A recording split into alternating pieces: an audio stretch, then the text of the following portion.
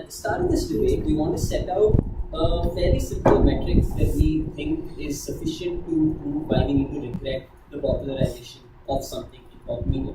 We think that we're okay to regret something if it first does not show a nuanced enough depiction of a prevalent social issue, and secondly, if a popularization of one thing leads to the exclusion of several other groups within that culture. Right? We think that the popularization of westernized drag culture currently today fits both those boxes. For those reasons, extremely proud to stand on open government. Right? Before I move on to both my constructives, just some characterization about how this popularization has worked so far in state school. Right? We think largely the popularization has been pushed by shows like RuPaul's Drag Queen, and these shows have had like certain common characteristics. Right? First, we think that largely the contestants of these shows have been gay males who are portraying themselves as drag queens, right? Who are participating as drag queens, who essentially move into this traditional depiction of what drag culture is supposed to be about in terms of sexualizing themselves for like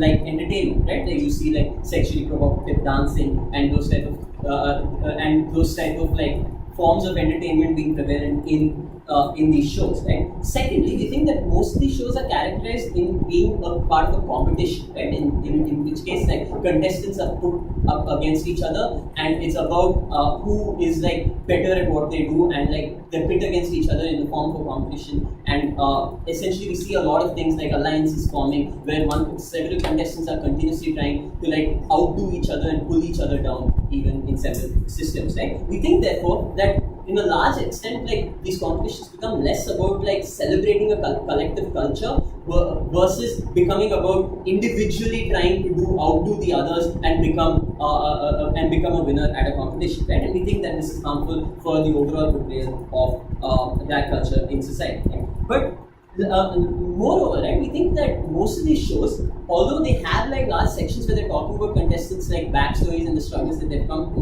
we think that most of them drown in comparison to a lot of like the other stuff that comes about in the show. Right? That is to say, audiences often like aren't focusing on as much about their backstory as much as they're focusing on like the dancing that's happening or like the entertainment that's coming about as a whole. Right? We think these are like common characteristics for most of these shows, which is like the base of most of our constructives that we're going to create. Right? First, we think that the way these shows are portrayed and the way the popularization has happened has led to a lack of nuance in depicting like what the situation is with like drag queens and drag cultures in general. Right? We think that what happens once you show like these select contestants who've been able to break out of their oppression, who've been able to break out of terrible working conditions and being able to make this show, we think what happens is public automatically normalizes to an idea that these people are now like people who don't require that much amount of help and don't require that much amount of attention in order to lift them out of terrible conditions. Right? We think it's exclusionary to the thousands of drag workers who like work at truck stops, who face like extremely exploitative conditions, where they're subject to violence, where they're subject to mass amounts of discrimination,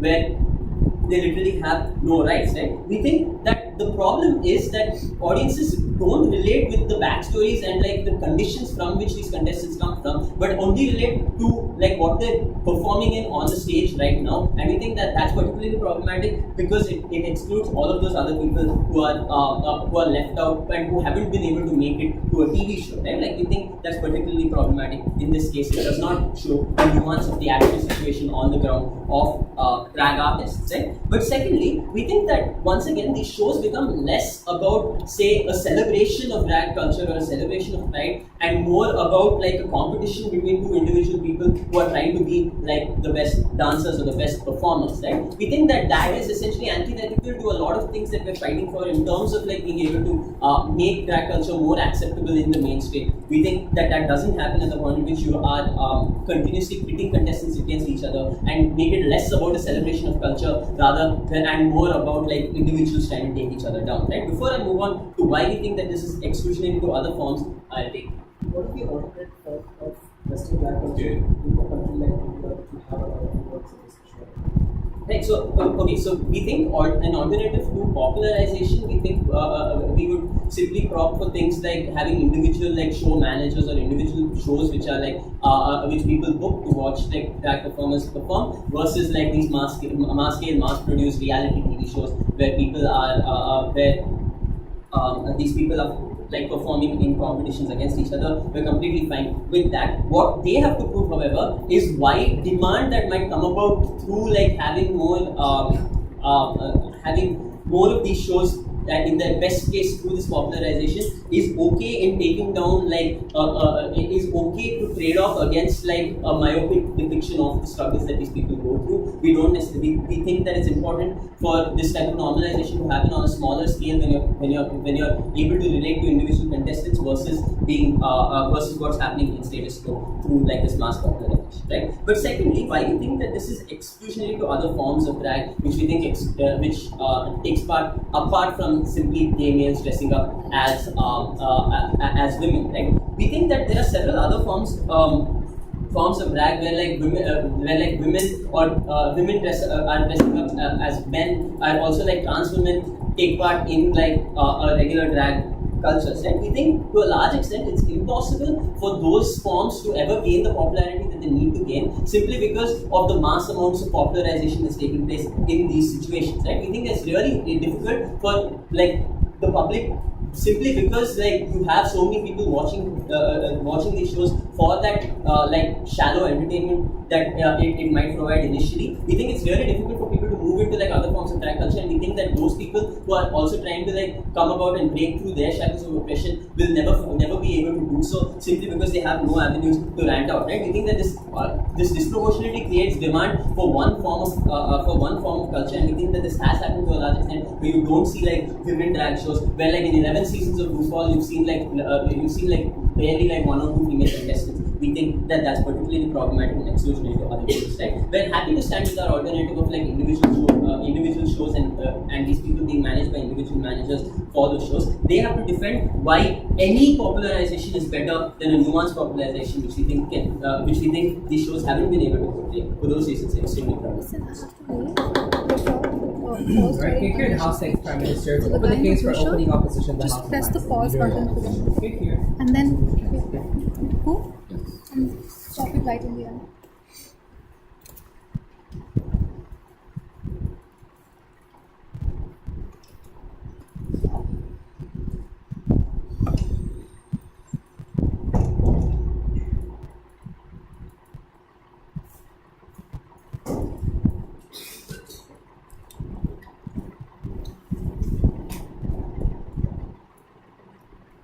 And we think that opening government suffers from a limited conception of what Western drag culture looks like, because they believe Western drag culture is limited entirely to people's families and is just about drag queens and drag contestants, right? It is also about the fact that drag queens perform in bars across San Francisco, right? It's also about movies like Hebbalalu and the Angry Inch that celebrate drag being about much more than competition, right? It's also about drag queens taking ownership of their identity. It is about individuals achieving success, about individuals getting to present themselves in forms, right? The only problem that they identify is necessity sexualization. Right? We think it is valuable for the drag community and the way it has been for the LGBTQ community to focus on its sexualization, because its sexualization is something that the mainstream culture rejects, right? Their sexualization is viewed as something that is abhorrent, that is disgusting, that should never be taken pride in, right? That is exactly the reason that is something that drag flips on its head. It says that we own our sexuality, it says we own our flamboyance, it says that we care about the way that we look, our performance, our artistry matters, right? We think that the thing that Western drag culture achieves in a way that no other alternative they set up can is that it prioritizes the idea of admiration of these drag queens. Right? They're seen as people who can be aspired to, can be celebrated. Right? We think the alternative is the way that drag occurs in India, right? Where they turn into objects, where the people who perform at weddings because they are good luck charms. They are people who have to beg on the basis of the fact that, you know what, if you don't give me money, I'll put curses on you, right? The conception of drag culture in states that are repressive tends to be one that is located around shame, which is based on like turning yourself into some kind of external, unrelated object that can only bring you power in some weird way. Right? It's never about admiration. It's about a small set that can give some kind of power. Right? We think this is exceptionally why Western drag culture is good at it.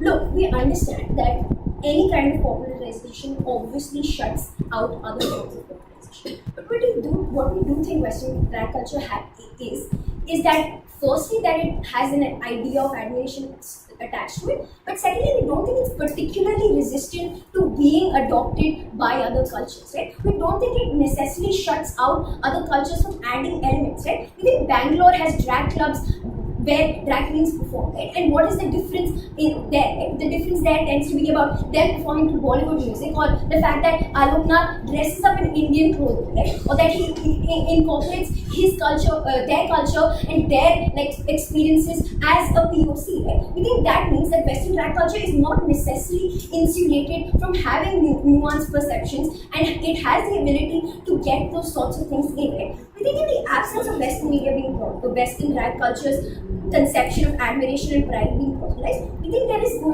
because there is already limited airtime for queer content in general, we think the only things we get left with are going to be worse perceptions, going to be transphobic perceptions, going to be homophobic perceptions, right? Understand, before Cuckoo and Netflix, I had never seen an Indian show that ever talked about a trans person in a respectful way, right? It never talked about them as someone that could be celebrated or could ever be a main character that could have a plot line of their own. And understand how Cuckoo is necessarily located in the conception of Western drag culture. She performs at a jazz club, right? She is someone who is glamorous. She is someone who's celebrated in her community, right? We think that is a conception that we can go towards when we prioritize when Western drag culture is popularized, right? And I think the way that Western drag culture has popularized it in several states tends to be in the way that it makes. Before I move on, yes, yeah. We think the way that Western drag culture has insinuated itself across many states is that it necessarily comes from a culture that is seen as aspirational, right? It's necessarily something that starts off being located amongst the more educated class, so someone who has more access to this kind of stuff on Netflix or this kind of thing on YouTube, and these aren't necessarily going to be there at the bottom, right? But the value of this means is that the people who have the most power and the social capital in several of these states are being exposed to drag culture from two perspectives. One, from the perspective that already exists, that is somewhat transphobic in countries like India, but they're also exposed to an alternative conception through drag culture. Right? They're being exposed to this as an aspirational value that drag culture can also offer than the one they see in their daily lives. Right? We think these are the people that end up often in spearheading movements for change. These are the sorts of people who will set up queer hubbas, who will give these people a performance space in their bar or pub. They will be the ones who will be able to spearhead the kinds of change that these people want, right? The right to perform without being harassed by the police or getting access to better conditions of living, right? Often in India, being a trans person is fraught with just basically suffering in intensely bad conditions. You're either begging or you're a prostitute, right? We think these kinds of things can necessarily change when drag culture offers a conception of people getting pride within themselves, right? Two things that opposition has to prove, right? First, either case tends to be limited to this context of, because there is an absence of nuance. We'll never end up having nuance at any point, right? Understand, that means proving that the people who own Western drag culture necessarily do not have Western drag culture's implicit heart. Except notice the way Western drag culture perpetuates, right? RuPaul is a man who's been involved within the drag community for so many years, right? I think Western drag culture has in fact been respectful of the way that it tries to far more respectful of the way that it tries to integrate aspects of the culture way more than these individual shows that you imagine can, right? Because we think in the West, drag the trans community and gay people and the LGBTQ movement in general and queens have got more social capital, have got more power, have got far more ability to control narratives than people in other states have, right? That's because of the history of this kind of acceptance. That's because of the fact that there has been a significant movement towards that kind of acceptance. Right? We think of what we tell you on our side is that the alternative to the popularization of Western drag culture is not necessarily going to be nuance. It's going to be lack of nuance. It's going to be absence of perspectives entirely. Right? We think Western drag culture brings to it a specifically individualist and celebratory form of drag culture that doesn't exist in a lot of places we are exceptionally proud of. Here, the House thanks the Leader of Opposition to conclude the case for opening government. The House invites the Deputy Prime Minister. Here.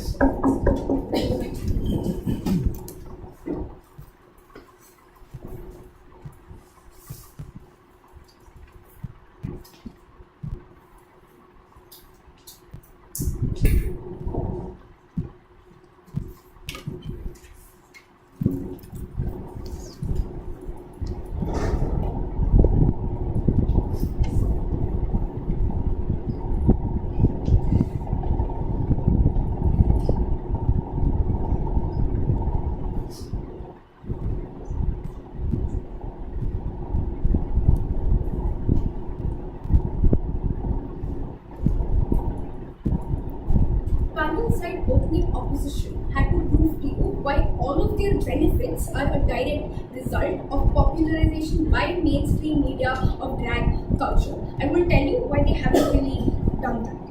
They tell you that the character of cuckoo is a direct function of, say, this popularization of Western drag culture, right? No, it isn't. We think things like trans rights and the LGBTQ movement is doing fine in India and isn't a direct result of that, right? And even if we assume in their best case it is, look at who Cuckoo is, right? Cuckoo is portrayed as a wealthy white woman who does cabaret within India, right? So we do think even if we buy their case, it is extremely exclusionary.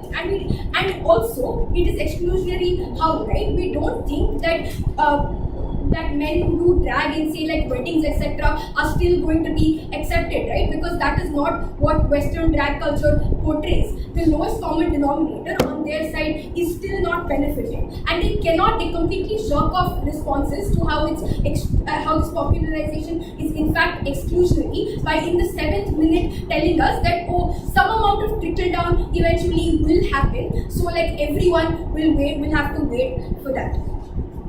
At the end of this debate, I'm going to tell in my speech why inclusion is the most important metric and how it's better achieved on our side.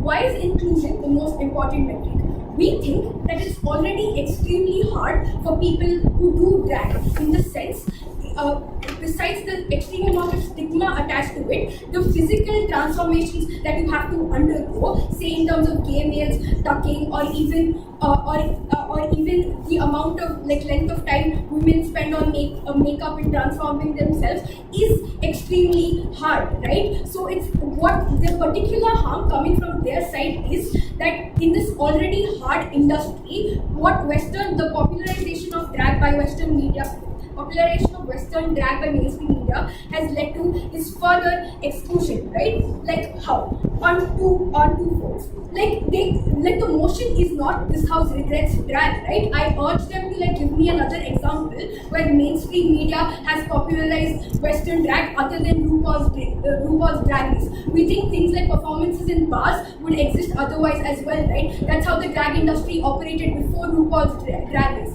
As Akash said, they were booked by individual bars and individual shows to perform. It's not a function of RuPaul's Drag Race. So moving on to how popularization actually happens and why it's a bad thing. We think popularization necessarily functions on this idea of entertainment, right? So two harms accruing out of that. We think there is no nuance in terms of the structural problems of acceptance and the stigma in the community that they face.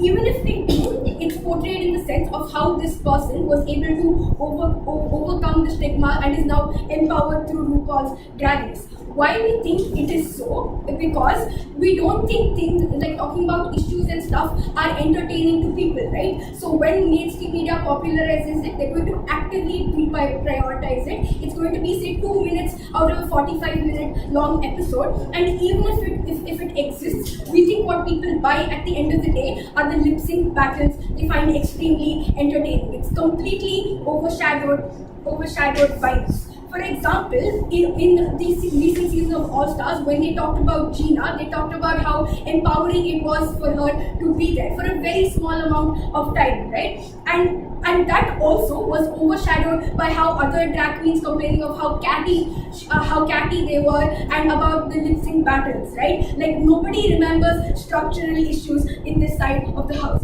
So the particular problem in this scenario is it fails a false picture of acceptance in this scenario. And we do think that is exclusionary to a large amount of people. Secondly, it creates demand for only one kind of drag, and why that's a problem, right? For example, we think even African American drag queens subscribe to largely white culture. Classic examples, even RuPaul. I do not remember like RuPaul celebrating black culture. I remember the song Mother, which is really catchy, and even like Latrice Royale, right? Like they have to portray themselves as this dignified, wealthy woman who is above everyone else. Like even though African American drag queens have existed in RuPaul's Drag Race, there hasn't like more prominently they have subscribed to this majority idea of what culture is and have not been able to celebrate the culture. Why? We simply think that popularization drives demand, and the majority of the population consumes things that are popular in this scenario, which is this idea of a wealthy white woman, which is this idea of class, etc. Right? So we do think that culture is not allowed to permeate. For example, when even kimchi was there in RuPaul's Drag Race, there wasn't active discourse or discussion in terms of nuance about Asian heritage. I'll take a POI before that. Closing problem? No, okay. The alternative to Western drag culture is almost always going to be located in an idea of shape. That exposure of self-assurance, however limited it might be, is far more preferable to shape. Look, that's a false premise, right? I don't see why it's going to be associated with idea of shame. For example, people who book drag queens in a bar aren't going to book them to shame them. We still think people book these drag queens, for entertainment purposes, and that's fine, right? We told you they're going to be occupy in small places. What we're trading off on this side of the house isn't acceptance. It's a demand and like large scale employability of these people, and we're willing to trade that off for exclusion. Secondly, on why second layer of analysis as to why it's exclusionary. We think a large amount of women do drag as well in terms of they dress up as males for entertainment purposes. Across RuPaul's Drag Race, we don't think that side of drag has been celebrated. As we've told you, inclusion is very important because drag is hard. So at the end of the day, what we've proved to you that it is inherently exclusionary, right? On our alternative, where individuals are booked, we think demand is driven by smaller amounts of people, and that is when inclusion is best, right? Because different people will want different things, and you don't push this one central idea of what drag should be. We think that is ideal, and that is the most inclusionary in terms of culture, in terms of even women doing drag, because at the end of the day, inclusion is what is important. Stigma is difficult on drag queens, and so is a lot of other structural issues proud to propose. Clear here, the House says BPM. Now to conclude the case for opening opposition, the House invites DLO. Clear here.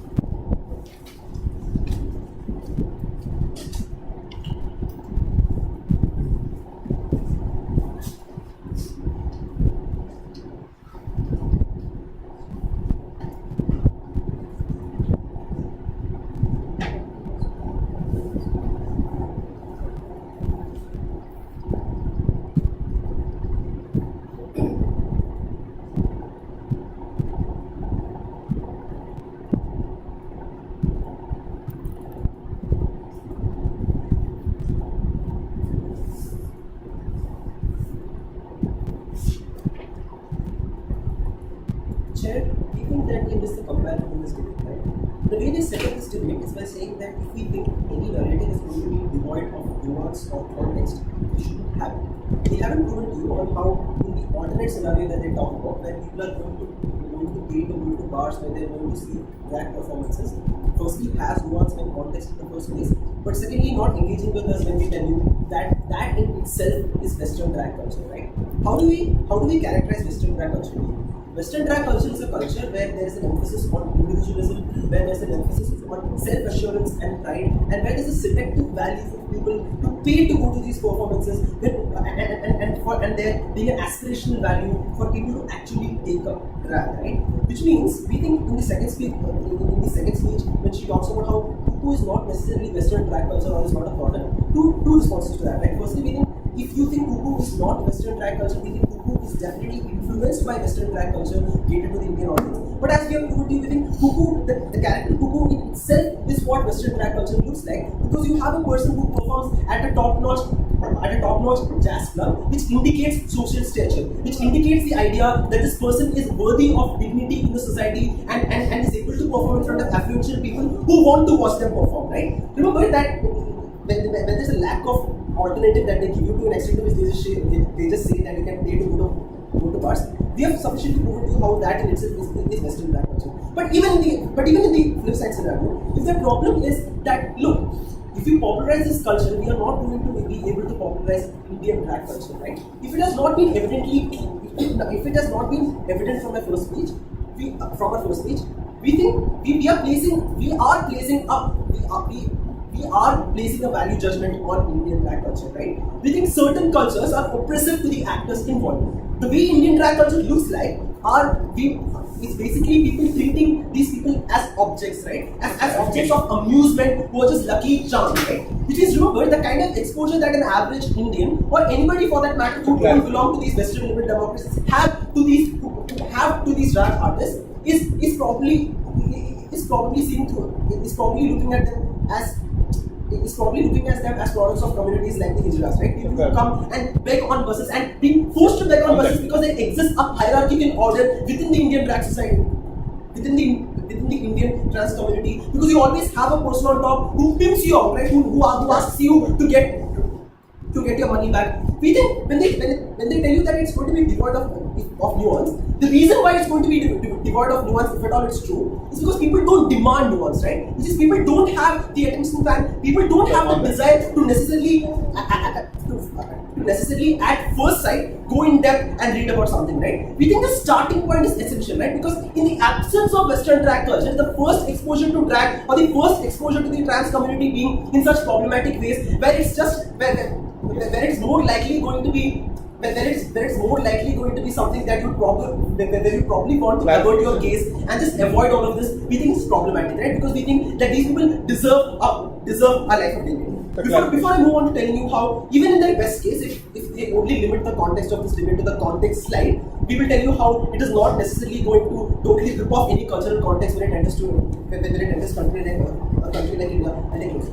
So I want to understand, to what extent are these individuals performing for the sake of money, and to what extent are they performing to express their identity? We think it doesn't matter, right? We think as a trans person or as a person who belongs to an oppressed community, they can do whatever they want as long as they have agency over it, as long as they can be proud about it, and as long as they can be respected for it, right? We think the kind of subjugation and subordination that happens in countries like India, and the kind of treatment that trans people have to be subjected to is extremely problematic, and that's something we like to solve, right? But remember that this is the thing, right? We think Western culture, when it comes to liberalism and all of that, has a certain aspirational value, right? My first speaker has told you how the people in power structures are going to be the first ones who are exposed to this culture, right? But remember, if the problem is that these concepts enter India, the cultural strains of the trans movement or the drag culture is going to be stripped off. It's untrue, right? Remember that concept of giving every human their right, or giving gay people the right to marry, is something that had happened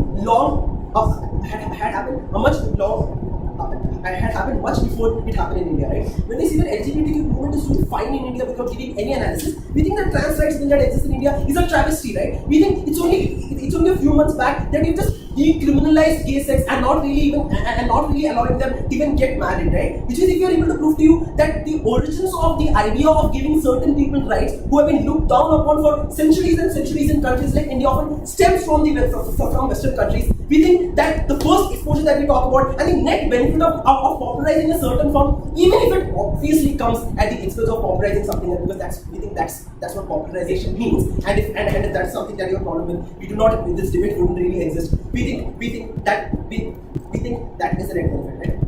Don't be assertive. Show mechanistically how after in my transphobic society I suddenly will stop discriminating when I see a person perform. Yeah, because now you realize that trans people exist all over the world, and there are societies where you have given them respect. Where you realize that it's probably your cultural practices and it's probably you are the reason why trans people have to live the way they live in India, and you suddenly realize, oh, why do we not have the concept of drag queens in India? There should be a problem. There should be a problem, right? We think these are the questions that people ask themselves. That is a mechanistic approach, but I don't think I will really need to justify this, because neither do you give me a mechanistic approach other than telling me that it's Western or it's overtly sexualizing. It's problematic, right? But we also think they're lying when they say that this is just about competition. Firstly, they don't tell you why competition in general is bad, because we've given you enough evidence to prove to you that it is not necessarily just competition, but the idea of pride, right? But we think it's not just competition. It's about how drag artists come on YouTube and teach Indians how to be drag artists if they have to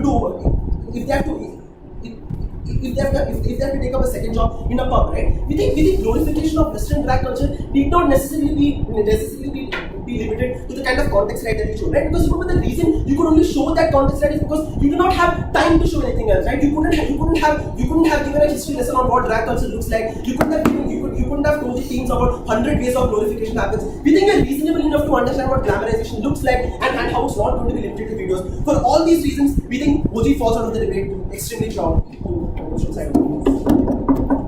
Here, the House stands again, and subsequently open to closing half. The House invites a member of Parliament. Here.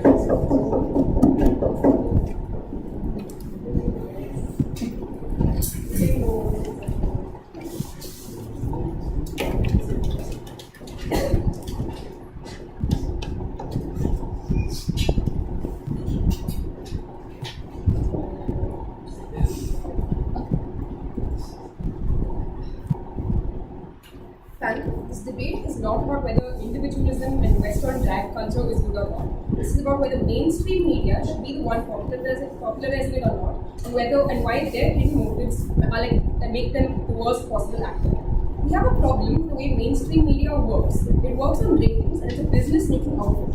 And the kind of content that it produces is only content which sells, which means only certain traits of drag and the most over-the-top ones which sell.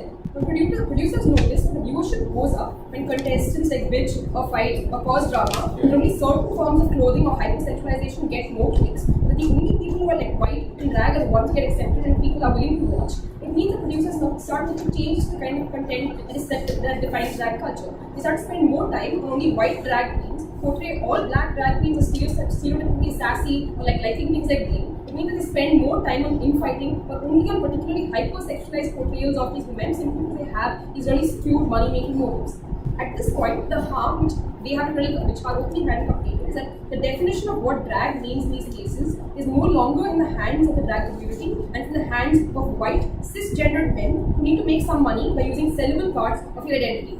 Like, sure, these particular facets might be certain identity traits that your community wants, but your ability as a community to control the degree of importance that you give to things like racism and hypersexualization go away when somebody else gets to decide what your community should be portrayed as and the degree to which you should be willing to sell yourselves and sell your body.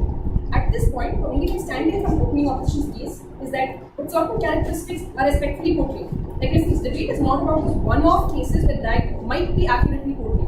Because what listen to our extension about the way this particular rating system works, right? What becomes mainstream? Mainstream stuff is always going to be controversial over the soft. over-the-top stuff, right? Things that sell. For every ROG who sits and watches like the show with that cuckoo person, there are more who watch like extreme shows like RuPaul's Drag Race. There's a reason that's like rated really highly on Netflix as to I don't even know what show that's actually from, and that's simply because the fact that sex sells, right? Hypersexualization that sells. RuPaul is higher rated because it sells like sexy material, and it's always been cool reality shows that end up becoming the face of the movement, not nuanced ones, simply because they're crazier and people want to watch crazy stuff, and that's just simply what people like, and producers give the audiences exactly what they want. Then the problem is debate. It's a type of conversation that happened post this show. Because it isn't something that opening opposition has really dealt with either. It's telling me how the jump to admiration is suddenly going to happen. Because understanding this debate is what they're pushing for at this point. Is that this debate is about giving exposure to places where there aren't enough conversations about drag. I'm not sure why OO gets to run that society will suddenly admire them. There's a missing link in that argumentation. Like, what these societies are going to do, if they even watch RuPaul in the first place, is scream to laugh at the ridiculousness of hypersexualization, like a comedy show, as opposed to embracing the identity, which, first of all, isn't something that you get to decide as a community in the first place. And if there's been no, like, understand that they're again going to portray these communities as some low-access community that they've never even heard of the term drag before, and there's been absolutely no prior discussion on what drag is and what it means in these communities, it becomes easier to further stigmatize and make drag culture simply and mock it even more, simply because of how unrelatable it is and over-the-top drag is to the average villager in India. We think right now things like gay rights, for example, are already shunned in backward communities because they see it as being unnatural, right? We think like because of simply the nature in which Western like media, Western producers sell this particular culture as being over the top, it becomes easier for these backward aggressive societies to call them unnatural and like clamp down harder on them or like try to to shift society's opinion away from ever accepting these people. I'm not sure how the shift towards acceptance or embracing this culture is something that's going to happen in the absolute, like in a vacuum. And if in their world the argument is then that people in regressive societies might feel better, they'll now see icons and like which are going to be popularized locally, now they feel better about themselves, they'll be like, oh, you know what, like, this is a thing. They won't because of the like the level to which this particular kind of drag is unrelatable because it's always going to be content that sells, right? Understand that like even like maybe an Indian boy like likes wearing earrings sometimes or like dressing up in a feminine way sometimes. And like he's already been told like since he was young that what he's like the little that he's doing is already wrong and he already feels bad about it. But when he realizes, like when the comparative that he sees is that extreme characterization that he sees made by Western media or like Western content, which is definitely going to be extreme with the way the system works, it means that the kind of he starts like he assumes that because the bar is set so high, it means that him associating with this particular show or making certain plays means that people are going to like he's going to realize that people are going to assume that he wants to be as over the top as RuPaul, which is like too much of a cultural shift for him to embrace in the first place. And maybe he doesn't want to be associated with something that over the top because he's like already been brought up in a certain way and has had culture and that's just something that's wrong and unnatural. He's also like, going to receive backlash from his elders, where just because he makes these tiny minor changes because that's his definition of what being feminine is and something that he wants, he's going to receive backlash from his elders or like adults who may watch this show because they equate like, because there has been no discussion prior, it means that they equate being gay and doing drag to like being equivalent to wanting to be as over the top and as unnatural as the kind of participants that are exemplified in RuPaul show or any other over the top show or the kinds of shows that are popularized and become the face of the movement. And before I get into like how he is going to like perceive the drag movement in itself, I'll take openings. People relate to anything they find aspiration. The value of aspiration is far more important than existing social cultures or the it's more important than that or nuance. How is your Bro, like you're saying like I see some like listen, I watch aspirational movies all the time. I don't like aspire to be something crazy, right? Like first of all, it's too over the top and too much for me to aspire to. I don't try to do it. And secondly, also like people are literally like hitting me or my parents like see me wearing earrings and they're like, you want to be like that guy? My parents like beat me up and lock me in a room because they want to like beat the way out of me or something like that. It doesn't mean I'm going to be able to access that aspirational value. It doesn't like I'd rather like reduce the number of people getting hit than like hope that maybe some people get that aspirational value. But we also think like the way this particular boy or like this particular individual is going to associate with the movement is something that isn't going to happen. Right? We think if this person's perception of the threshold for what being gay or doing drag is as high as what it is, and if he doesn't see too many different identity markers, because the kind of identity markers these shows are going to push for aren't going to be like subtler ones that are going to be like more mainstream ones that sell. It means that he isn't going to associate with the drag movement either. He doesn't think that he's going to be willing to be as hypersexualized. Like he thinks being hypersexualized is what the drag movement is about. We don't think it's something that he's going to want to aspire to and might even distance himself from the movement or try to get help or try to seek like some sort of safe space that he could alternatively have for a local community. Today when several alternatives, working alternatives exist in terms of like social movements existing, political movements existing, in terms of like local groups existing through which he can get help. We I think in our world, at least you have control over over what the movement means, and at least have control over who gets into these movements and who gets to decide the way we are portrayed to the mainstream world. I think in their world, popularization has caused more harms and makes more people into the community badly, and especially in vulnerable areas, something that harms a lot more people. We think at least pros and opposition needs to stop dragging out this debate and to give us something to win. Really proud to do this. House State Member of Government, to open the case for closing opposition, Member of Opposition. Thank you.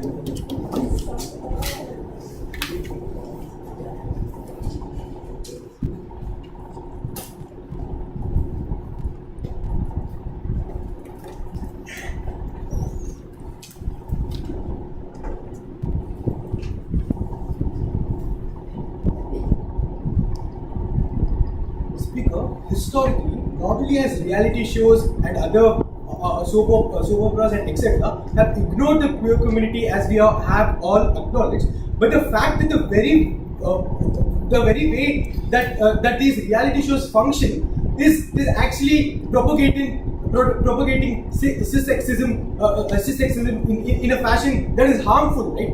What is the difference between reality shows? What is the important and influence of reality shows on people in the very first place? What you see on TV is what people think is actually reality, right? That means these are the kind of people whom we can accept. These are the kind of people whom we can normalize, and these are the kind of people it is okay to interact. And these are the kind of people who we don't think are different in any fashion. But the fact that the way reality shows have functioned historically is an issue. That is, only a man can play a role of a man, only a woman can play a role of a woman, only a man can dance like a man and a woman can dance like a woman, and only when a man dances like a woman, it is laughed off, is something that is problematic. That is something that is problematic. Right?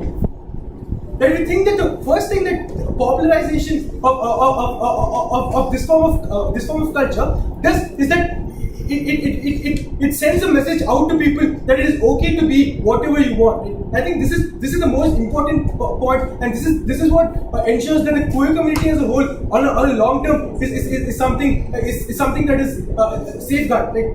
Right? Firstly, the idea of rating systems and how it works and how it propagates hypersexuality and things of that sort. Right? Firstly, we believe that there are truly people who believe, there are truly people who are like that. That means those people who want to generally want to be in a feminine manner, even though they are male and their gay nature. The fact that they have never been given screen time at all. The fact that no one thinks that being hypersexual is something that is looked at a very bad, right? Is something that's a problem, right? And the idea that only white culture, elite white culture will be propagated and things like that is something that we can solve in the long term, because once you popularize one form of drag culture, then there will be discussions and debate about, look, why is this group excluded and not given platform like the other like the male drag queens are given. Right? This is the sort of discussion that will arise of how we can make the queer group more inclusive in the long run. We think that it's exclusive. We think that the form of benefits that comes from reality shows having prime time, many people watching for a long time, is something that social movements and political movements and campaigning can't do. Right? Because what reality show does is you daily watch at 9 o'clock a particular show, or you watch things on Netflix. You watch things on Netflix regularly. That is the thing that that is the thing that affects the normalizing culture. That is what makes such people more acceptable among younger generation and others, right? And we think that sort of benefit doesn't come from political movement and social movement, because people just can't identify. Okay, so what if people are going on the streets and shouting for something? We have not seen who these people are, what they do, what they look like, and how they behave. As long as people don't get that ingrained in their minds, it is impossible for the rest of the community to accept them in the long term. Yes. Yeah. So people's expression of their identity and acceptance is not only affected by this popularization, like CG is boy and opposition bench is general public, engage with the direct harm of exclusion within the drag industry we talking about. That is what we're telling, right? If the argument is only gay males now are allowed to perform drags and women who perform drags are somehow excluded, we think that only when the drag culture comes to the mainstream, the discussions and debates about why a particular group within the queer community is excluded is something that's going to be more and more clear, right? For example, in the 1950s and 60s and for a long time, the only roles that blacks got were that of gangsters and things like that, and only when people recognized that, look, this is not the way you can look at you can look at the black culture, it is only then the change occurred. Only then blacks got the roles of cops or being CEOs or whatever, right? This is what is important. We have to transform the way that the reality shows function. We have to give less and less space to cisgender, and we have to ensure that people recognize themselves as different get more airtime. That is the most key point, that people have to constantly watch gay male acting like that. That is when people identify. Okay, close it. So, to what extent did America's top model popularize third wave feminism? I'm ignorant about that. I'm sorry, but it surely doesn't take away from the fact that it surely doesn't take away from the fact that let's go to what opening tried to argue about entertainment shows creating competition among these individuals, right? I think that this is also an important point, that you no longer look at these queer communities as a group, but you also value them as individuals, right? At the form of time, you encourage competition between these between members in the queer community. We believe that there is more likeliness of people identifying someone as an individual rather than a member of a group, right? And this is something that is true, because the major problem, it is only at that point that they can be a part of the society in general when they're respected as individuals and not just a member of some community. And secondly, this idea of the hypersexuality and dancing becomes the talk of the town and backstories never get heard is something that is just untrue, right? Even in normal reality shows, the backstory is something that makes a lot of progress. Whether the fact that the person who's singing and dancing was a poor man who came from a poor family is something that is discussed and debated about, right? We think that this is something that holds true even for this form of art, where people will still talk about the backstory of the individual and not just keep talking about the dance performance. The very fact that we are having this debate shows the success of drag culture largely, right? The very fact that the discussions are opening up about different identities and how they can present themselves in the large scale media is something that is now coming into discussion, and that itself is a testimony of the drag culture. Extremely proud.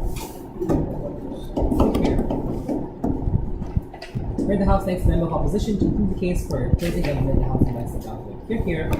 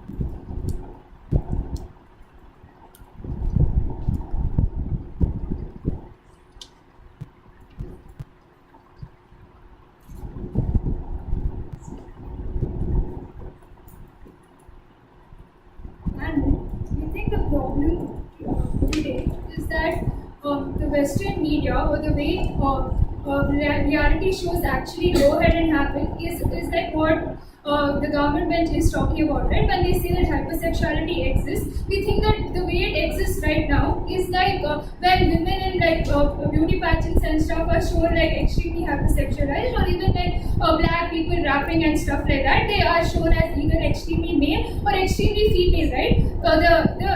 The extension that we bring to you exclusively is like how this sort of popularization of drag culture has led to this unique space for gay people and for people of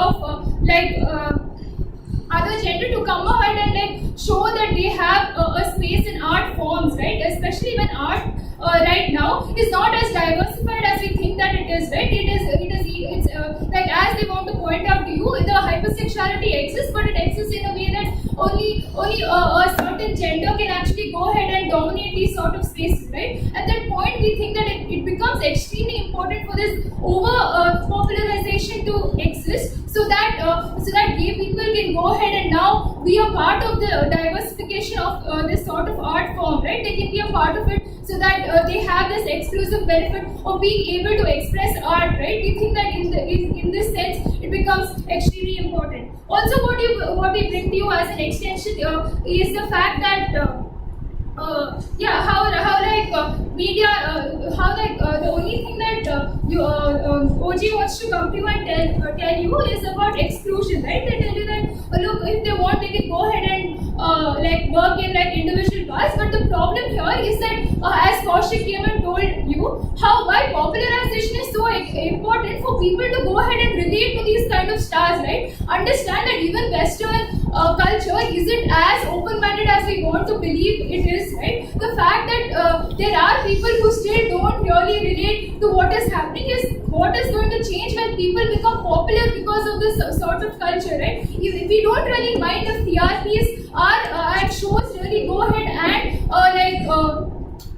try to bank upon these sort of things at a point of time when these sort of individuals gain popularity, right? These individuals can then go ahead and use this sort of popularity to bring about traction within their community, right? At that point of time when they have this voice to go in media and talk about their sort of problems or the sort of day-to-day problems that they have, that is on YouTube when they put up blogs and stuff and they get people actually going ahead and watching it because they are popular, is when people actually can relate to them and the LGBTQ movement can get about traction, right?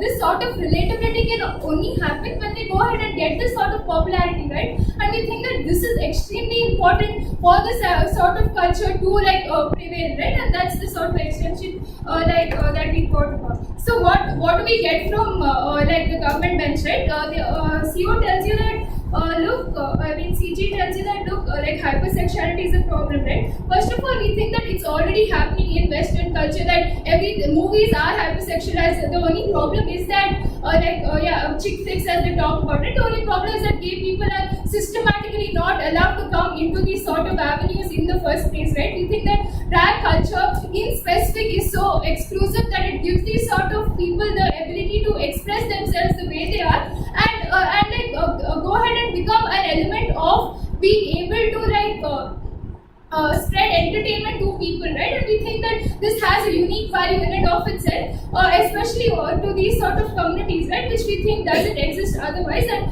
the only way to break this barrier is to be able to is this ability to thing of overpopularization, which becomes the key element in being able to make this culture prevail on the longer run, right? Then I'll take Okay, we told you that this one idea of a classic dignified woman is sold and is bought by the people.